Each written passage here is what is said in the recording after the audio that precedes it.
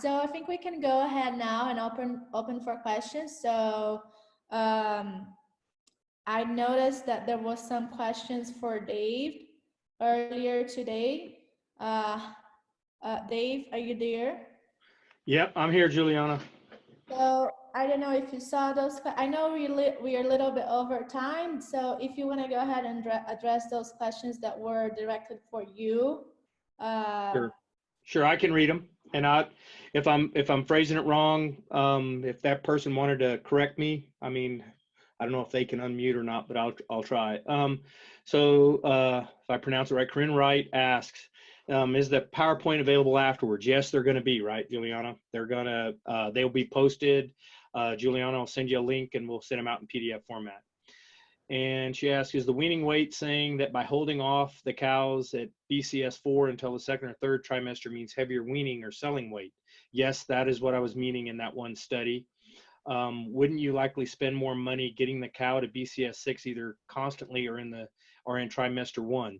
Yes, and that's another reason that what we showed you is actually, that research that we did is actually kind of what most people do. Take advantage of having them gain in the second and third trimester. And that seems to work the best. And economically, that works out. There are some studies that are suggesting early gestation is a way to improve certain variables. And we were just looking at basically a cow production scenario. So you're thinking exactly right. And then, so is it overall financially smarter to hold off until the second or third? Yes, absolutely. And then her second question was, how does time of year impact calving and breed back? It has a dramatic effect. For example, we push cattle to the desert in February. Most always there's snow on the ground and we don't monitor birth. So we aim for March, April calving. That's good. Shifting calving to February, March would result in freezing calves. Absolutely. And you have to look at your own environment. What I showed you works in hours. We don't turn out till probably middle of April.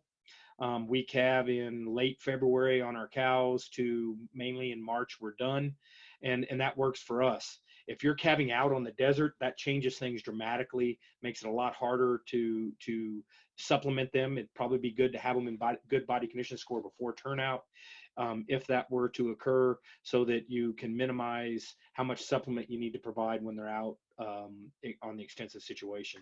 So I mean, you need to look at how you're managing your animals and how you can use that scenario from a standpoint of matching the cattle and your management objectives to the forage resources that you have, because that's what's going to be important. You need to be able to match that or it's going to cost you money. Hopefully that answered that question. Shelby had a question, how many days postpartum do you synchronize your cows? Normally, Shelby, we do that. Somewhere we'll probably start the synchronization protocol that we use about 60 to 65 days out. And from the average calving date, we'll synchronize, takes about 7 days. We'll time AI, and then we've been getting between 50 and 60%, usually closer to 60% to that timed AI. And if we use the cows like we did this, bulls like we did this year, this is the first year we've done it with the cow herd. We normally do it with the heifers all the time by turning the bulls in early and late. We calved out this year, first time ever we've ever done that, 38 days, all but 4 cows were calved out. So it really worked good for us in that scenario. Trying to see, I thought I saw one more. Yeah, Shelby asked one more question. If you have a herd that has a very broad calving distribution, what would be the strategy for synchronizing it? That's a good question. It's not going to happen overnight. You're going to have to break them down into early calvers, late calvers, and you're going to either have to maintain 2 different herds or you're going to have to slowly work them.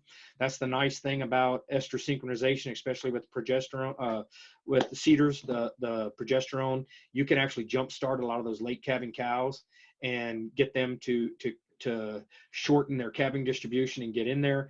But it's one of those things that's going to take time, and you're going to probably need to wean them out, maybe sell them, get others if you're really wanting to shorten it, because when you're looking at an animal that calves once a year, it's really difficult to shorten that once you've got a broad calving distribution. I think that was it for me, isn't it? Yeah, I think that was actually all the questions. So okay. since we Well, are I will either sit back and see if anybody else has got some, or I'm going to mute and listen to everything else. Yeah, I think since we are a little bit over time from what we first scheduled, we'll just go ahead, and if nobody else has a question, just thank our speakers. Thank you very much, Dave and Dustin. Really appreciate all the work, and thank you everyone that connected with us today. So thank you very much. Thanks, everyone. Take care. Safe travels and stay safe.